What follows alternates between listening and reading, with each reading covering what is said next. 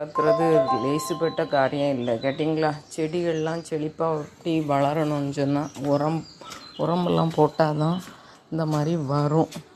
அதுக்கு உரம் என்ன வாங்கிட்டு வந்திருக்கேன்னு தெரியுமா? ஒரு சாக்கு நிறைய மாட்டுச்சாணம் பாருங்கள். இப்படி பெரிய பெரிய பீஸாட்டு இருக்கும் இந்த நம்ம அவங்ககிட்ட இருந்து வாங்கிட்டு வரும்போது. இதை என்ன பண்ணணும்னு சொன்னால் நம்ம இப்படி நான் பாதி போல் தட்டியிருக்கேன் கேட்டிங்களா. இப்படி தட்டி ஒரு கல் வச்சுருக்கேன் பாருங்கள், சுத்தியல் கல். இந்த கல் வச்சு இப்படி இது அவ்வளோத்தையும் இப்படி பொடிக்கணும். அது பெரிய பெரிய பீஸாட்டாக தான் இருக்கும். அதை நம்ம என்ன செய்யணும்னா இப்படி தேவைக்கு எடுத்து போட்டுட்டு இந்த பெரிய கல்லுகளை வச்சுக்கிட்டு பொடிக்கணும். பொடிச்சிக்கிட்டு நம்ம செடிக்கெல்லாம் வாரி போடும்போது தான் அது நல்ல உரம். செடி போட்டு இந்த மழை நேரத்துலலாம் நம்ம இப்படி நம்ம செடிகள் எடுத்து போட்டது இதெல்லாக்கி செடிகள் நல்ல வளரும் கேட்டிங்களா. தேவையான அளவுக்கு பிடிச்சா போதும்.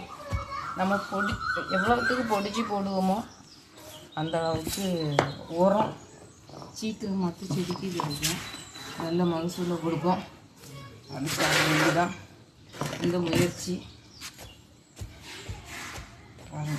பார்த்தீங்களா, இந்த அளவுக்கு ஓரளவுக்கு நான் இப்படி தட்டி எடுத்துக்கிட்டேன். அப்படியே நம்ம இப்படி கொஞ்சமாக நம்ம எந்தெந்த செடிகளுக்கு போடணும்னு நம்ம விரும்புகிறோமோ அந்த செடிகளுக்கு ஒரு லிச்சி மரம் நம்ம வீட்டில் அப்படியே நிற்குது கொஞ்ச நாளாட்டு. லிச்சி இன்னும் காய்க்கவே இல்லை.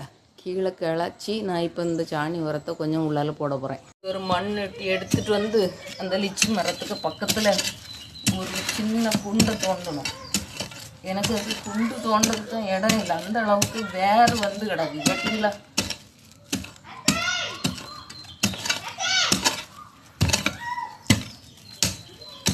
சரி தோண்டிட்டேன்.